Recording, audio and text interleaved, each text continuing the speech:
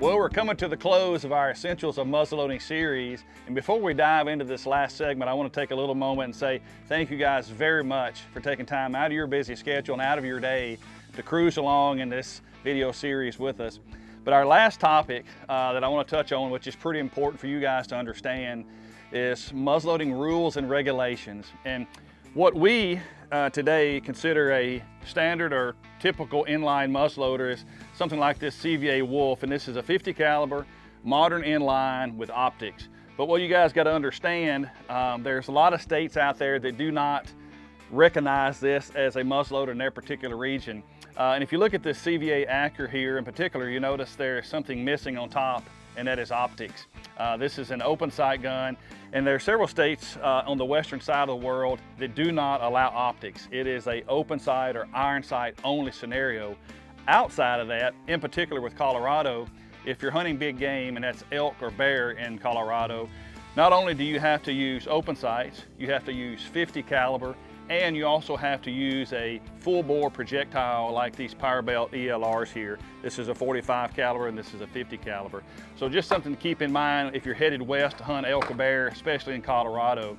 But as we work our way forward, another situation that you got to understand, and this is basically everything that we do has modern technology around it. And we've talked about two particular muzzleloaders here, but this here is a new muzzleloader in the CVA lineup. This is a CVA Crossfire, and it does not use traditional pelletized powder.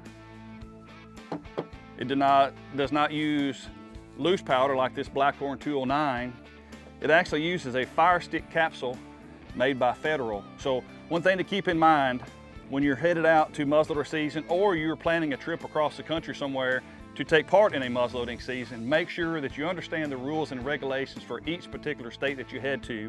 And one last piece to keep in mind, if you're headed to the northwest portion of the country, they require you to shoot a open breech muzzleloader or a breech plug that allows you to see the ignition source.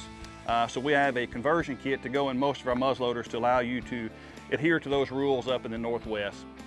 But again, for sure, always make sure that you look at the local rules and regulations to the state that you live in or the state that you're going to.